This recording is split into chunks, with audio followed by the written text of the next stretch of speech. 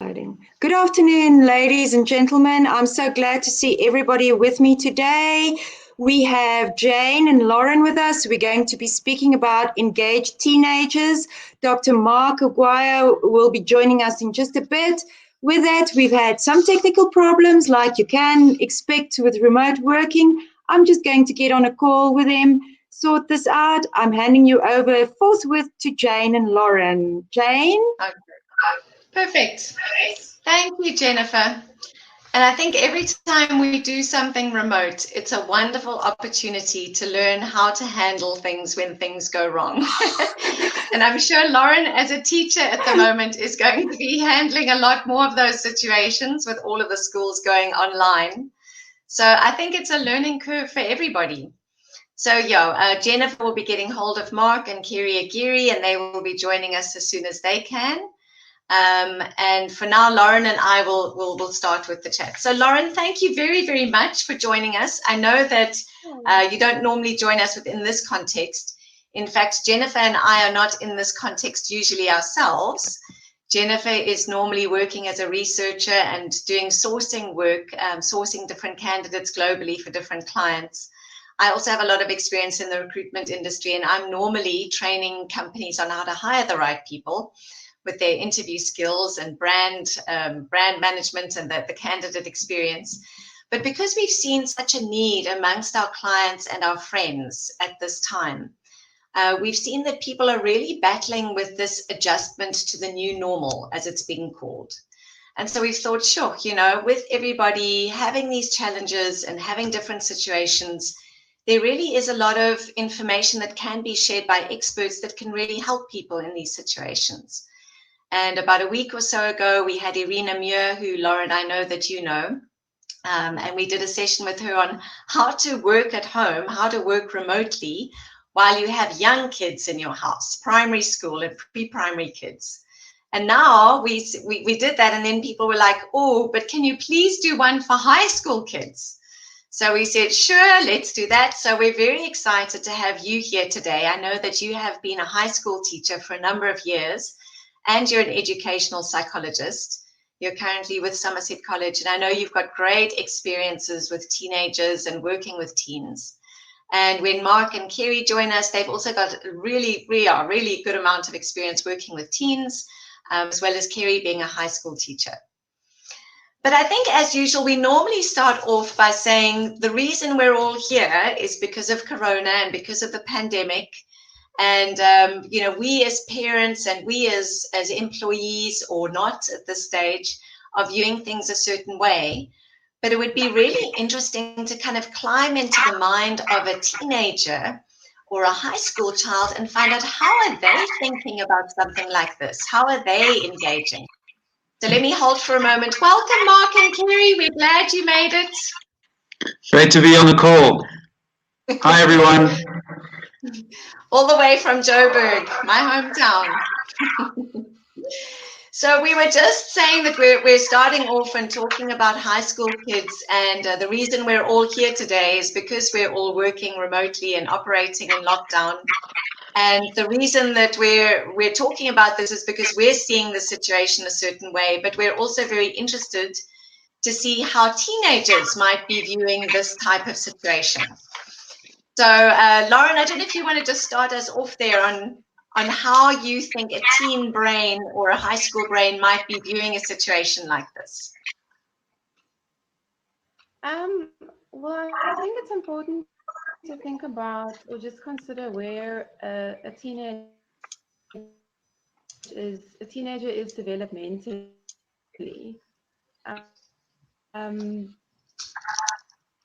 The sort of developmental task is to move away from their home, independent, become more self-reliant. That happening becomes dependence on friends and peers.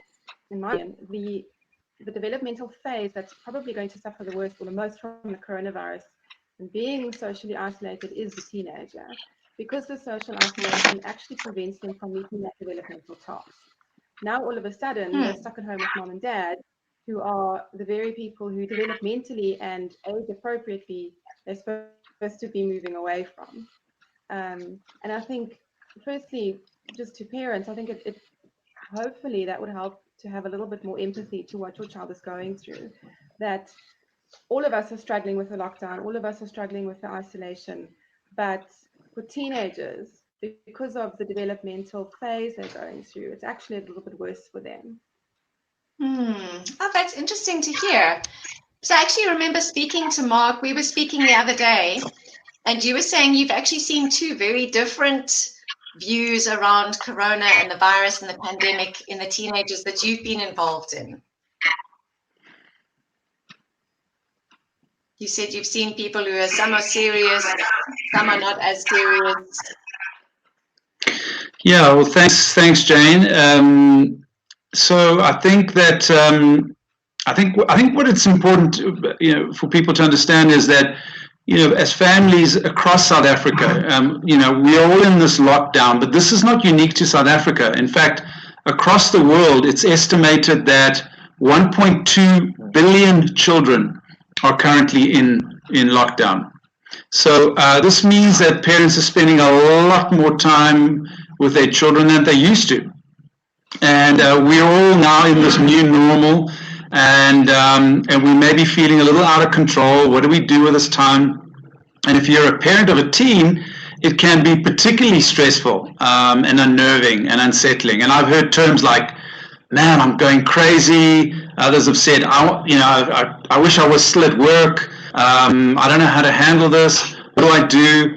And so I think, as Lauren was saying, for a lot of teens, they're used to a lot more freedom than these restrictions allow, and so they're struggling through this as well right now and trying to figure out what can I do, what can't I do, and so I've heard, as you're saying, some teens very anxious about this time, and not only from a news perspective, a pandemic perspective, but also about the loss of connection, the loss of togetherness, the loss of being able to hang out with their friends, and so that's a source of anxiety. But also other teens hearing, this is not a big deal. Why can't I still go out? It's I'll just go to the road. And so they're not really sensing the dangers of the pandemic and the risks that social contact might incur, not only to them but also to others, that they could actually be a source of carrier. So it's really important that we encourage our children to stay home. I think that goes without saying, but the reality is, as this lockdown extends, teens may want to chance it. And so I think we've just got to be really aware of that. So there are these two extremes that we just got to be mindful of as we go into this. I think that's true, Mark. And coming from a medical perspective, that this is not the end. That this is, it's not going to necessarily just be these 3 weeks and we'll all be back to normal. And my understanding, Keri, for you as a high school teacher, I think the schools are realizing that it's not just let's just grin and bear it because in 2 more weeks we'll all be, back as we were. So maybe you can tell us, Keri, a little bit more about how you're viewing this as a high school teacher and your advice from that perspective. Thanks, Jane. So I'm not sure if you want to hear how I'm viewing it or how, in speaking to my different colleagues, they're viewing it. I think as Mark shared about people having different opinions and risk-taking, etc., there is a huge spectrum of this whole idea of online teaching, online learning. And I think up front, I want to say schools are handling it differently. There's everything from in a matter of 12 hours, we as teachers were supposed to be very au fait with online teaching and a myriad of different software and apps, to some schools not even contacting the kids yet. There's the difference between private schools and public schools, government schools. So I think I think what's important to keep in our minds are a few values and principles. One is patience. One is remembering that teachers went into teaching because they really want the best for kids. And so I think all teachers, depending on the degree of challenge that we may feel about online teaching, at the end of the day, we want kids to succeed this year. And I know last night my husband and I were listening to a podcast by Marty Solomon, and he said he's in the States, but they're facing the same thing. And he said he's been amazed at how teachers are jumping on the bandwagon, learning as quickly as possible, and trying to equip themselves to carry on with education. And I've seen that in South Africa. The private schools that have still been in session, literally within 24 hours, were offering online classes, putting the resources online. And I know even schools that may have been on break were using our vacation time to be trained, to get things set up so that when we start again on the 14th of April, we can offer the kids as rich and quality of an education as we can. I think there will be challenges. I think that, I've already had kids contacting me, ma'am, I can't get on my Teams. So there is anxiety, as Lauren talked about. There's concern for matrics on what is this year going to look like.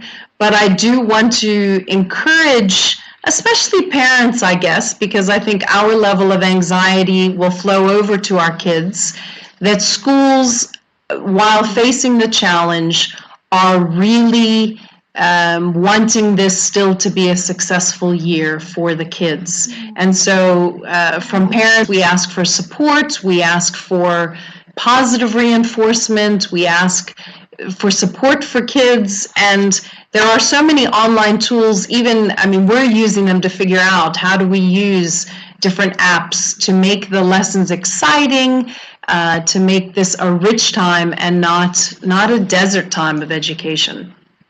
Mm. That's really reassuring, Keri. Thank you. Because I think sometimes, we as parents, and I'm also a parent of teenage children, well, one now, actually, one's gone out of the team. But I think there can be that anxiety around how is this going to be handled, in the school. And I think there's an anxiety for the parents as well as for the children. So Lauren, just from a kind of psychologist perspective, if we talk about anxiety, and we see maybe our kids being anxious around how this is going to be impacting them, their lives, their schooling, whatever the case may be, how do we know when that anxiety is at a level that is unhealthy? When should we be concerned, and when should we see this as just normal?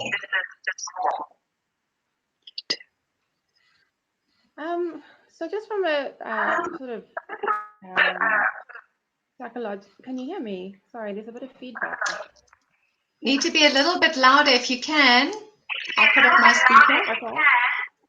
I think just from a psychological perspective, anxiety becomes a disorder really, or a problem that can be referred to as something that needs medical treatment when it affects a child or an individual's ability to lead a normal life.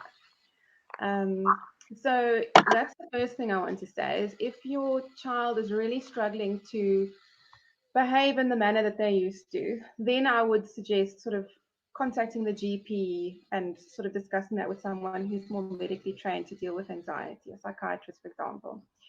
In terms of everyday anxiety that all of us are experiencing, what I've found with the children with whom I work is that there's sort of two groups. One group of children are incredibly worried about schoolwork. They're worried about their marks, they're worried about the results, what's going to happen at the end of the year, will I pass grade 6, 7, 8, 9?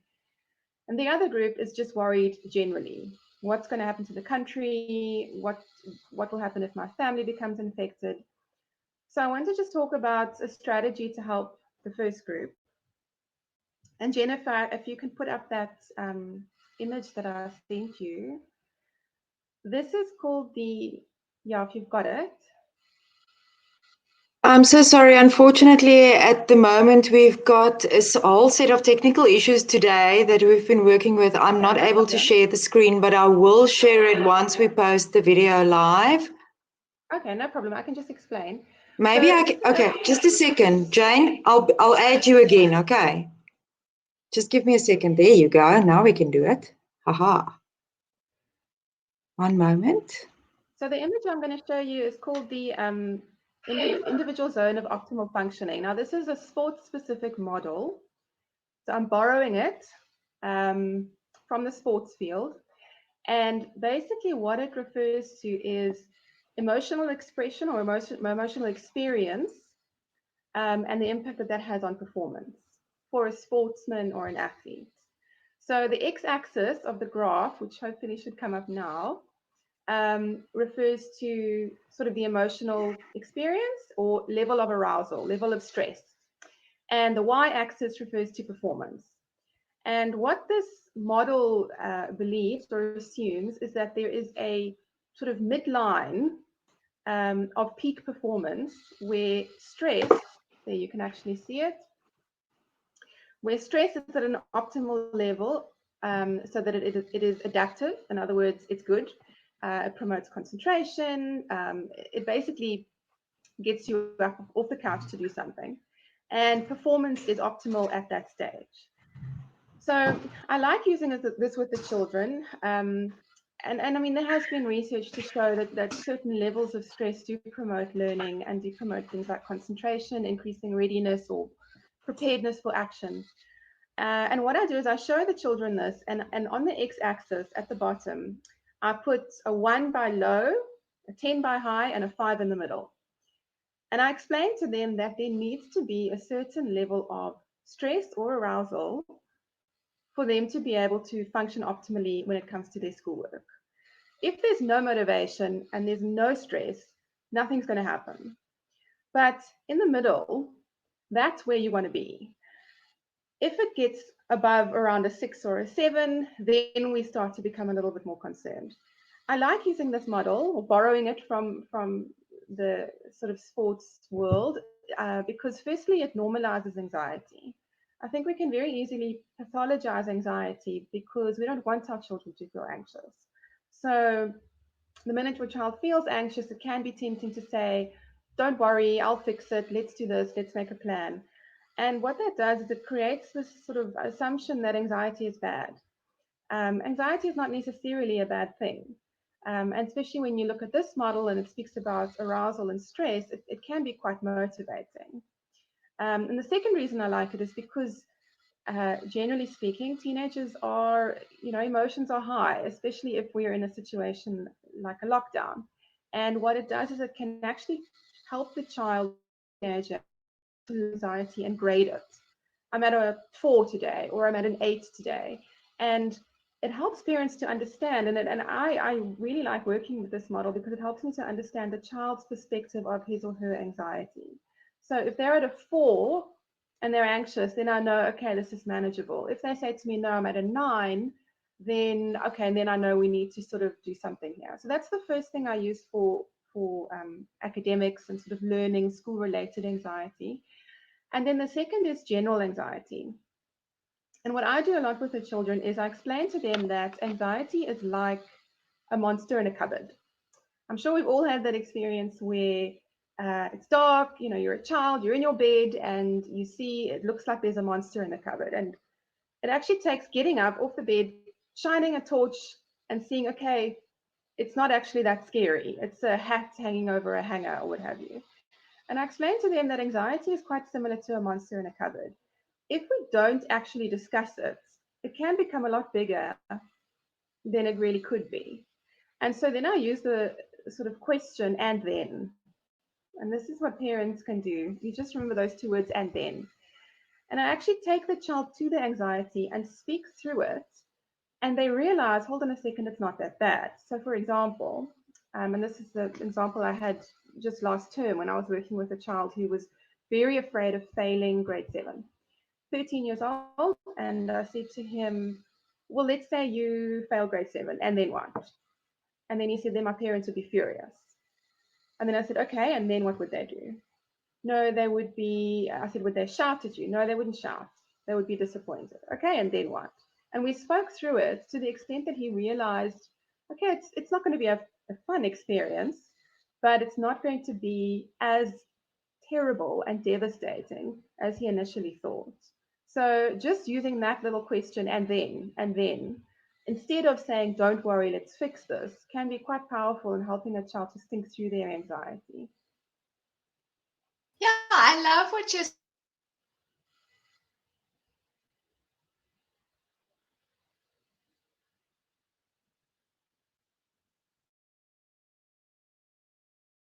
Oh dear, we seem to have lost Jane there. I'm hoping we can pick up with her a little bit later.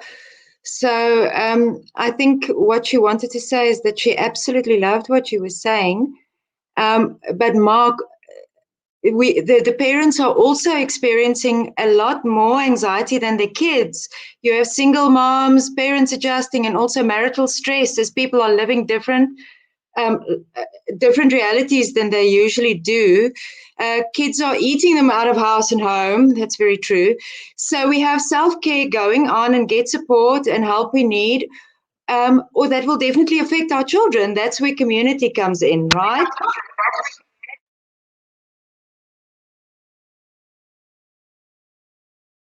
Thing that our children may be anxious, but I think for many of us as parents, we're also trying to figure this out. We're trying to understand how this pandemic, how the lockdown is affecting, our children's education, our work situation. My heart goes out to single moms and parents who, having to take care of children on their own. Economically, what does this mean? I know some parents are saying, my children are eating us out of house and home, and I don't know what to do with them. And they're watching this pandemic evolve, and I think we're at the beginning stages of the impact of the pandemic. And so I think parents are also really, really stressed about this. And so I think that stress can easily translate in how we interact with our children, with our spouses, with people in our homes. And so I think we've got to be really careful that we are aware, number one, of the stress that we're feeling, and number two, that we're dealing with it in a healthy way, that we're able to manage it, deal with it, get help, when needed. And so I think the importance of self-care is something that we've got to think about. What I mean by self-care is how are we taking care of ourselves? How are we dealing with our own stress? We cannot let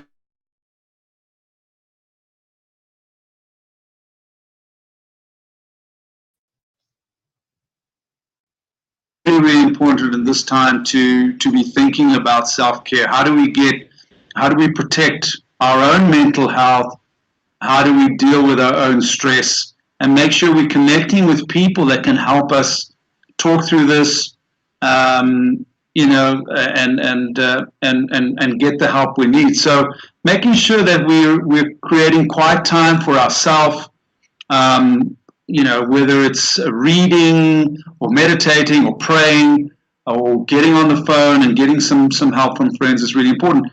And I think also if it's getting to the point where it's intolerable, I think looking at professional help, even if we need to, just to getting hold of Lauren or whoever, just to say, what do? I can't, I don't seem to be coping. There are helplines out there as well. So I think there's a spectrum of opportunities, but I think self-care is really, really important. And also how we model, or how we face this pandemic is really important. The fact that we're calm and collected, is really, really important, because our kids are watching us, and they're watching how we do life in this new normal. So I think there's a really important aspect of self-care that we need to factor into how we respond. Yeah, very important, because as you say, they are watching us, and we are the models for them in how to handle this anxiety. So if we're taking care of ourselves, and let's say we are getting help with our own anxiety, do you have any, Lauren had her and then, do you have direction or advice for how we as parents can engage in communication with our teenagers, perhaps to find out how they're feeling, what they're thinking? Because typically we always hear that, no, teenagers just give a one-word answer or they don't feel like speaking. How do we engage?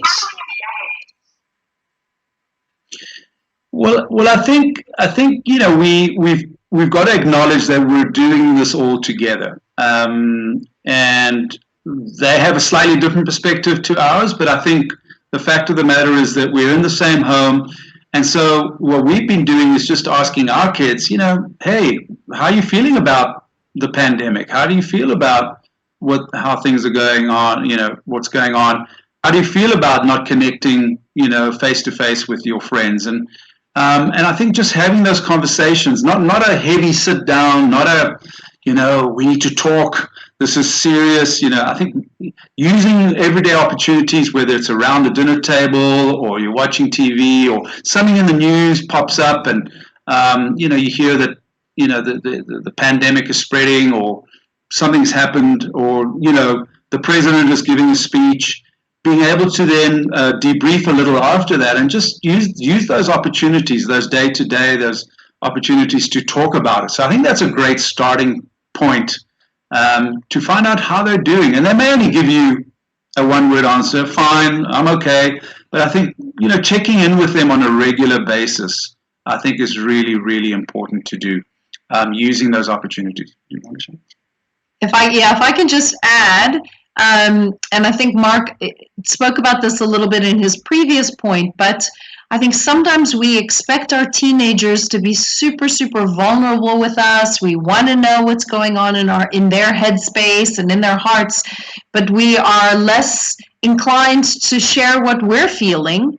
And I think we model. I think our example, as Marc said before, they are watching us, and so in a very calm way, in a controlled way, and so maybe we need to process first before we share. But I think being able to say the different things we feel from day to day, and sometimes it may seem like they're not interested in what we're feeling, but they are listening and they are watching and they do notice, and it also then gives them vocabulary to put a label to what they're thinking and feeling at different times. So I think we mustn't be afraid to be vulnerable with them before we expect them to be vulnerable with us. Great point, Keri. And I like what you're saying about how we're vulnerable will also impact them. That it can't just be, we're venting and, throwing it all out there. That we need to make sure we're calm when we do explain how we feel. So, Lauren, is there anything you want to add there in terms of communicating and how to communicate to teenagers effectively?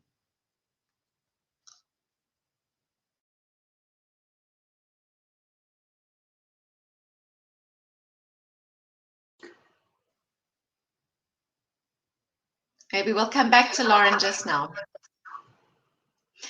I just wanted to also find out, Marc and Keri, I know you work a lot with parents and you work a lot with teenagers.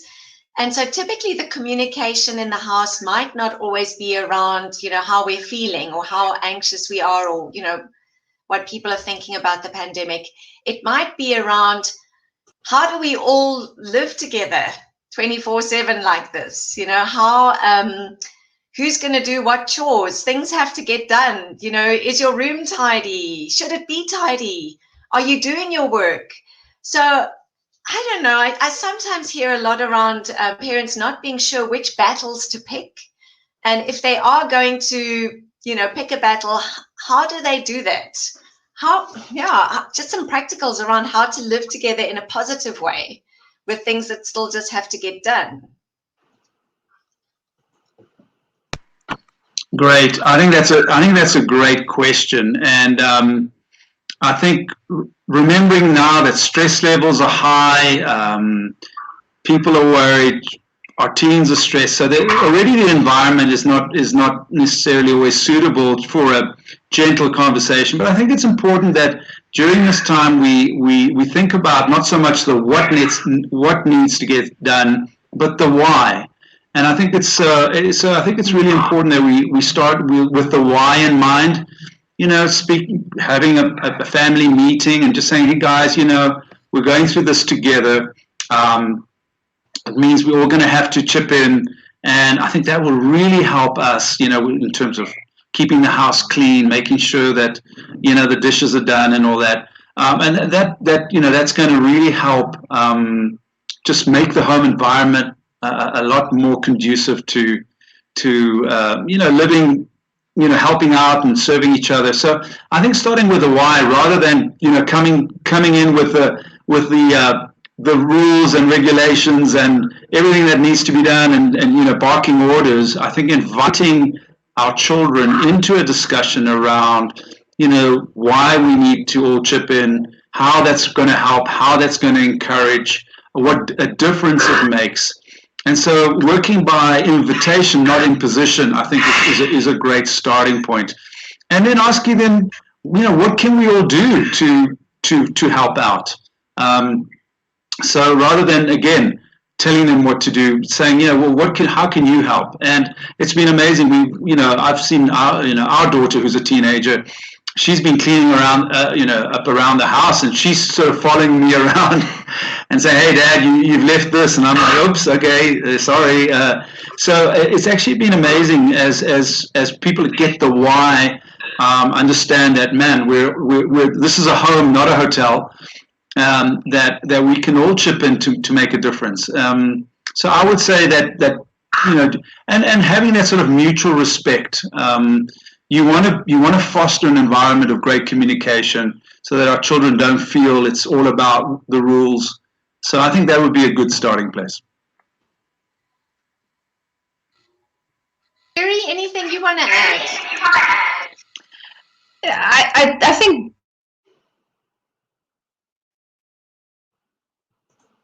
and so, like Marc is saying, sort of having it be invitational.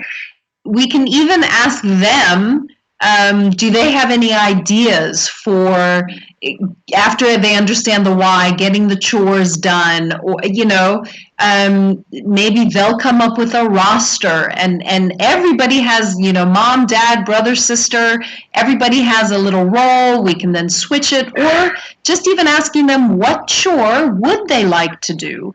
Because often if it's something they don't mind as much, they will be more diligent in doing it than if we give them the chore they hate the most. So yeah, I think just that invitation and really getting their ideas will help them have buy-in. We started off in a situation where I tried to think, okay, everyone should do a little bit of every chore. But it hasn't ended up like that. It's ended up with, one actually is most comfortable and his time works best with all the kitchen stuff. The other one, works best with all the laundry stuff. So, and that seems to be an easier flow where everybody buys into their area of responsibility, if you like. That's what's working for us. So, thanks for that. And from a social perspective, we're all in lockdown. We're not seeing each other physically.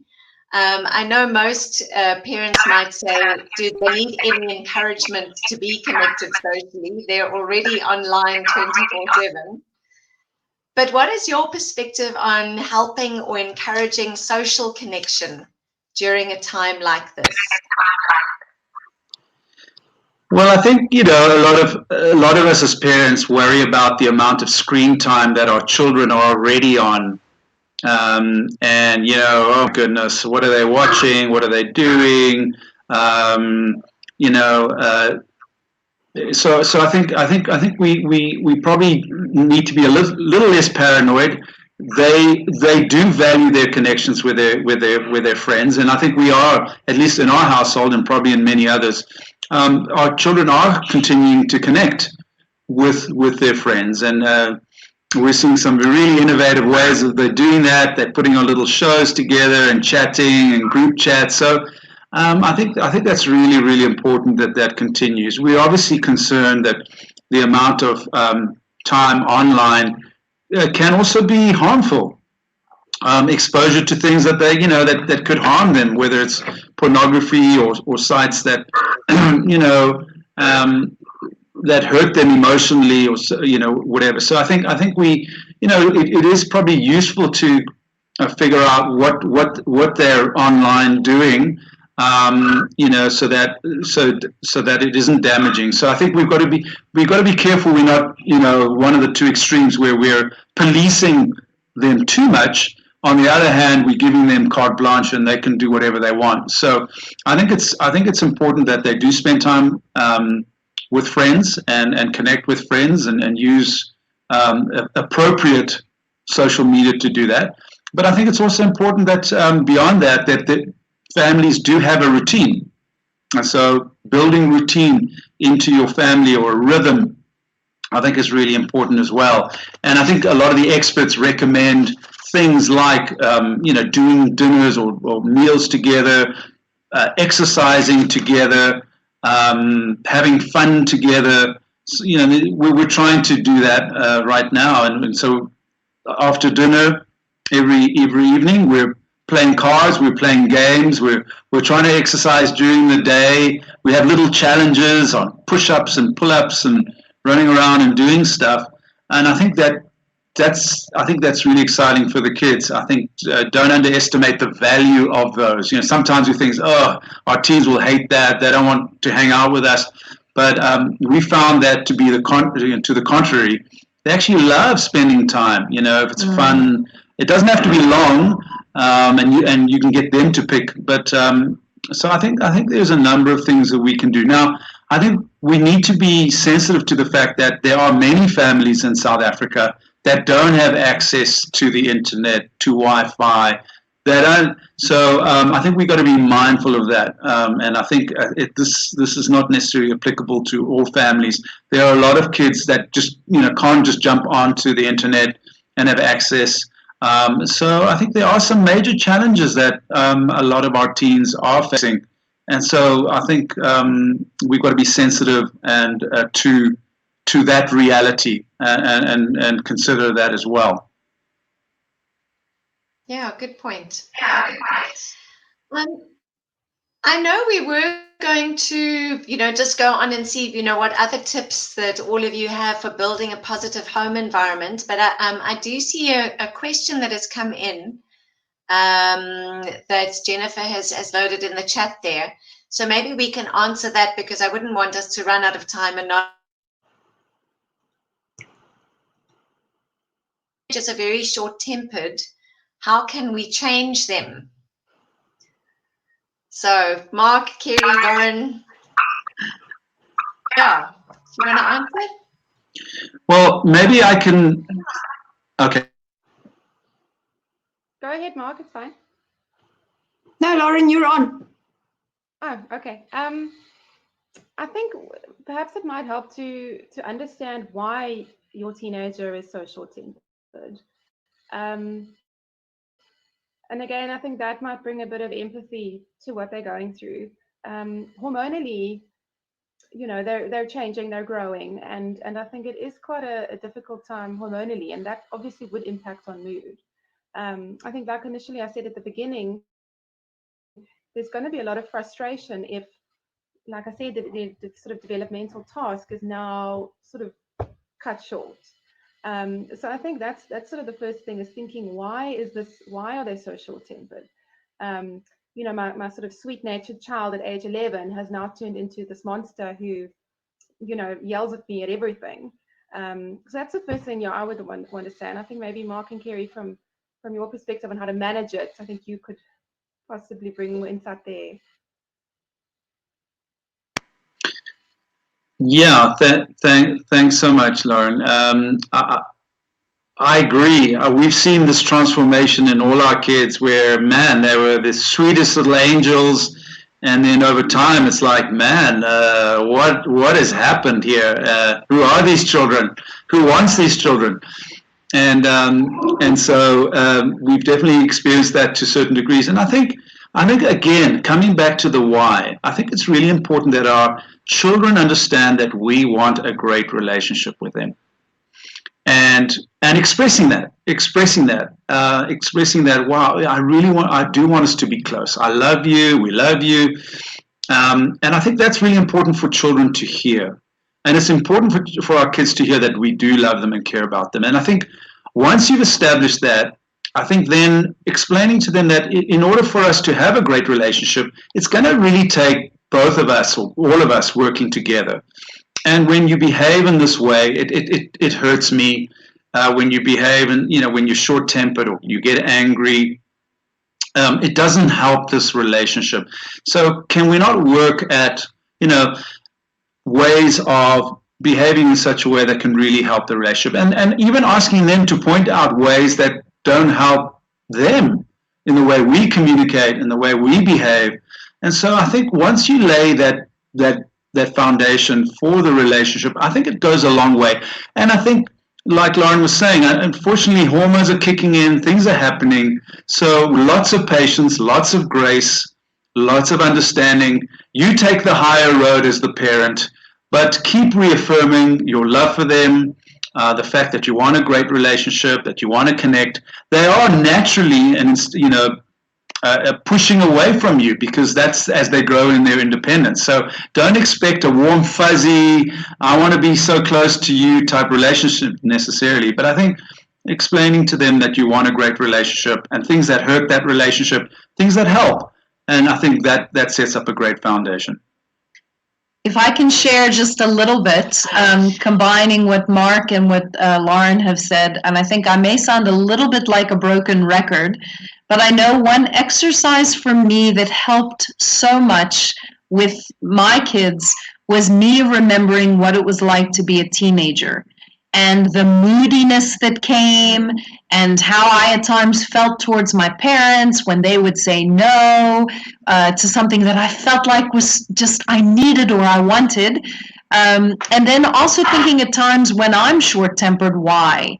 And I think being able to communicate that to my kids, that, look, it's not nice to be the brunt of a short temper or, when they say unkind things, but the more I remember how it was like for me going through that, the more apt I am to be patient with them and to be able to share, and then share tools, what helped me get through that time. And even now when I feel irritable, being able to share with them, here's how I try and deal with my irritation. Sometimes we as parents are also short-tempered, and being able to quickly apologize for that so that they see actually it's not okay even for us to be short-tempered or to snap. I think, again, is an example for them. They're going to feel these different things, but how to properly deal with them in community. Yeah, I love what you're saying. And again, it brings it back to we're the model, we're their example. We need to be vulnerable appropriately about how we think and feel and how things affect us too, that it is a relationship. So yeah, that's very, very helpful. I see there's I see Renee has got Renee's got two questions here. So let's carry on with the one around the anger and the temper. Someone mentioned that anger is a normal way of frustration being voiced by boys. How can we best manage this? So would anyone like to answer that? Lauren, yeah? And I think it might help to differentiate between the emotion of anger and the expression of anger. So the emotion of anger is an emotion. It's not good or it's not bad. It's just an emotion. The expression of the emotion is good or bad. And just distinguishing that can instantly normalize the anger, because anger is normal. It's a God-given emotion. And then help you to actually channel it. Is it good or bad? And that keeps it quite simple, because if you start getting into why are you angry, you shouldn't be angry, then you're going to start missing your child. But in that way, you can acknowledge the anger, say, I can see how angry you are, I can see why you're angry, but this is how you channel it. And also, if you're doing that, you're giving them skills for adulthood, because you're not going to stop feeling angry when when you get out of your teens. and we need to be able to deal with it productively. I think what I have seen work, especially with boys, is exercise. They channel their anger into exercise, running around the house, 10 times. But yeah, I think that's the sort of distinguishment that we need to make there.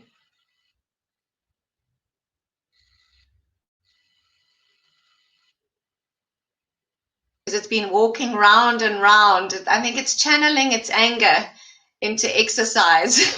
Yeah. Maybe it's a boy. I know Jennifer has these wonderful rescue dogs, so it's been wonderful to see one come and then disappear again behind her. Marc, Keri, anything you want to add to that on the anger topic? I think that's fine. No, I think Lauren said it really, really well. I think anger is very much a normal emotion, and I think we all experience that at some times. And I think maybe I would just add is helping our children, giving them the tools to know how to express it. What I mean by that is to be able to say to them, I sense you're angry, or what are you feeling right now? What is going on? So that they, especially for boys, guys are not great at articulating how they're feeling. I think that's just, I think well known. So I think really giving them the tools to say, what are you feeling? What's going on behind it, if possible. I mean, it's not always possible, but I think, so trying to help them. Well, what is going on? What are you feeling? And giving them options. Is it something I said? Or is it the internet is slow?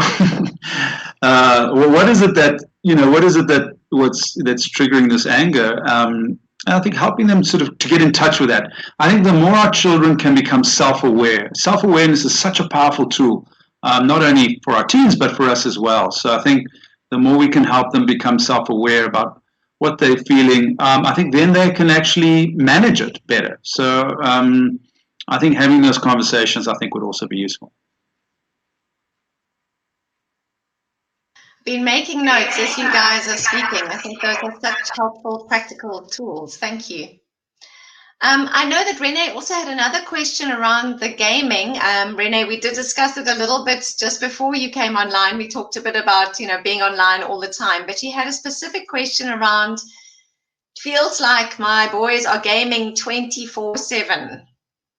How can you manage that? So is there anything that you can add to help Renee specifically with that?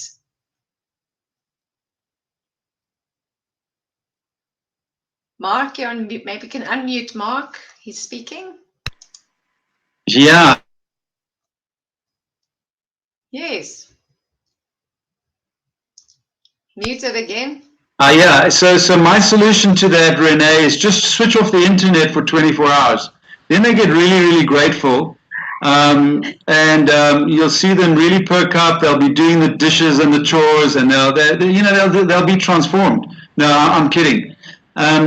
Our boys are gamers as well, and they have a lot of fun on it. Obviously, we don't want them spending an inordinate amount of time on the internet. So this is why we say, set up a schedule, a rhythm in the home, where you can do stuff together. So yes, they may be gaming and stuff, but I think it's really important that they can have some time with their friends. You can express to them that, we would see our boys sort of game and then go into the fridge. So it would be game, fridge, sleep, and we're like, whoa, okay, hang on. This isn't necessarily the healthiest. So doing stuff together. So we, as I said, we're playing cards together. We're doing some exercise together. We're hanging out together. That is a way that they connect. And again, obviously, what type of games they play is important. You don't want them playing, games that are, have a tendency to be extremely violent or suggestive or whatever. So that is something that you're going to have a discussion with them on. So that would be my advice. That's great.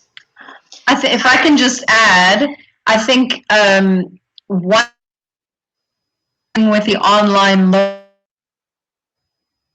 they're not going to have as much time. I think when they're on holiday, we need to let them have their downtime and their enjoyment. And a lot of these games are interactive, so they are socializing with other guys while they're online. I mean, I hear the conversation, they laugh together, they encourage one another, they challenge one another. So, there are benefits also to the gaming. I think we mustn't, in balance, it can be a great thing. In moderation, maybe. I think gaming is getting bad is when you only see them come out for food or a restroom break.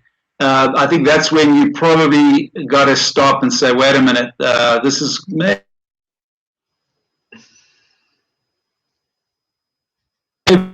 We're scared or we're nervous to talk to our teens about breaking their rhythm. Teens need to understand that there's a family rhythm, there's a home rhythm, and you are still the parent. And so ultimately what's best for the household. And and I think we need to treasure relationship over other things in the home. And so I think we've got to look for ways to carry on building relationship. This is an incredible opportunity to get to know your team better, to connect with them better. So I think if gaming is stealing away time from relationship building, closeness, then I think that needs to be reevaluated. As I say, a final solution is just pull the plug on the internet, and things change quickly when you do that. Funny, Mark. Lauren, anything from your side that you want to add? Yeah, I think if I can just note, I think what helps teens as well is to understand why is this rule being imposed. So what is wrong with gaming for 12 hours a day? And not to assume that your teen understands why that's a bad thing, because this is, you probably find that a lot of their friends whose parents are perhaps not as strict are allowed to game the whole weekend, and they're fine and their marks are fine. So there's been so much research and a lot of evidence done on the impact of gaming on the brain in terms of too much gaming and excessive amounts of gaming. So just go on Google, you can Google dopamine gaming brain and sort of do some research yourself, and then help your team to understand what is happening in their brain when they game so much, and why you are imposing this rule, instead of just saying, I want you out of the room more, or what have you. Help them actually to understand what's going on in their brain and the long-term impact that excessive amounts of gaming will have on them. I think it also might help to distinguish between, and this is only specifically for the lockdown period, but to distinguish between when they're going to play games and when they're going to socialize. It's tricky because, I mean, like Keri was saying, a lot of the gaming is sociable.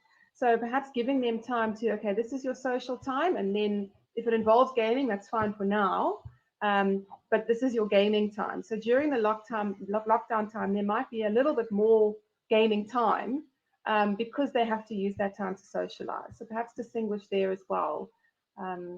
Then when you go back to normal and you limit the amount of screen time or gaming time, they will understand why.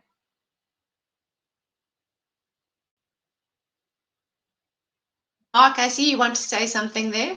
You just go off mute, yeah? Okay. Yeah, and I like what Lauren's saying. I think it's really important that this is not just a psychological issue. This actually becomes physiological. Our gaming provides instant gratification, and dopamine levels, which is the sort of feel-good hormone or chemical, shoots through the roof, and they're in it together, and they're battling together, and they're winning together, and they're taking down the giants together. But I think what it does is ultimately this gets hardwired into their brains, and there are dangers with that. And so I think I like what Lauren's saying, is just helping them understand that this is something that could actually harm them. In life, and I know I've seen even with our boys this need for escapism. When things are going tough, there's a tendency then to rely on gaming as a quick fix to, just this uncomfortability. But life is uncomfortable. Things are challenging, and you can't just escape them. And so I think it's really important that, again, we come back to the why. And that's why I think these family routines are really important. Get them out of behind the screens, get them out running around, doing stuff, connecting, helping out. I think it's really important. But I think, to Lauren's point, I think explaining what it does to you is also really important. Come up in the chat there about how long would you recommend that a teen is online for at a time, or maybe in a day?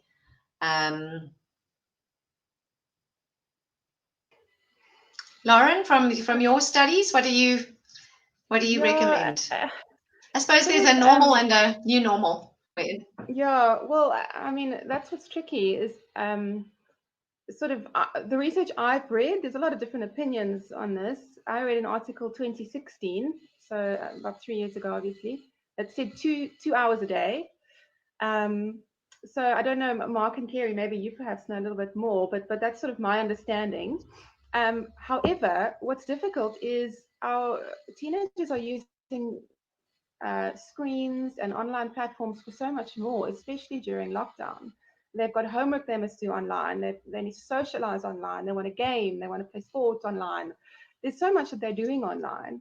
So I think I'm a firm believer in parental gut, that your gut about your child is what you need to follow. So I would suggest sitting down with your child and deciding together how much is too much, how much is not enough in their eyes, and then coming up with sort of a midway. But in terms of actual hardcore sort of research that I've read, I've seen 2 hours a day as sort of the recommended amount. Okay.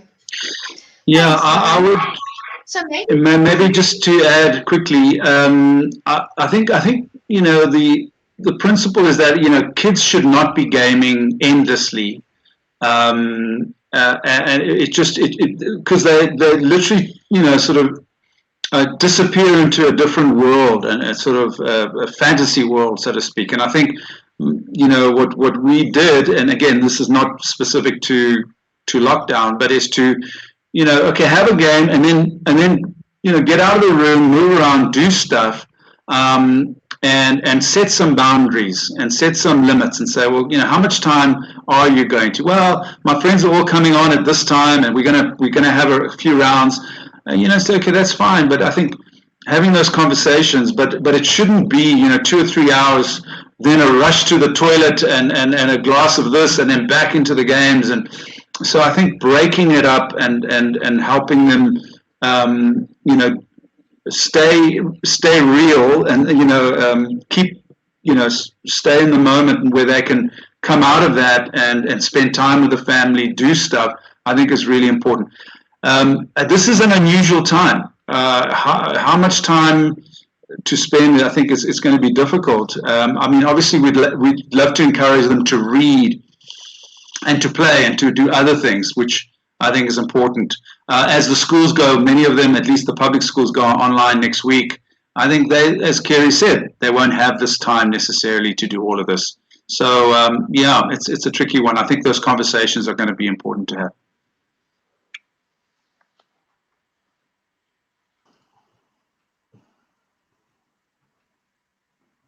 Thank you so much, Mark. So we are reaching the end of our broadcast for today.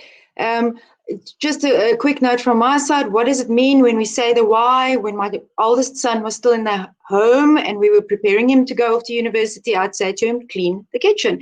And he'd go, but why should I clean the kitchen? I didn't even cook. And I say to him, because you have to learn. When you go live on your own one day, you are going to have to be able to do all these things that I'm teaching you now. You're going to have to be in balance between your studies, between gaming and minding your own house, your food, washing your clothes. So these are important skills that we are teaching our teenagers, and to remain calm within this period and to show them what we can do as parents, that we're not going to panic and let everything fall apart, really is what we should be doing right during this time. Again, my apologies for any technical issues. We are downloading an HD video. We will make it available within 24 hours. If you have any more questions, once we load it onto Facebook, you can put it in the comments, or we'll put it in the comments and we'll crowdsource for some answers. So thank you so much for being here today. We really enjoyed having you all here with us. Much appreciated. Jane? Thank you.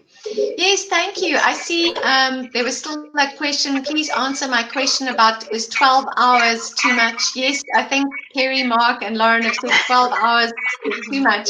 So, but yeah, there is some indication around doing it in bite-sized chunks. But thank you. We really value your expertise, your time, your willingness to assist.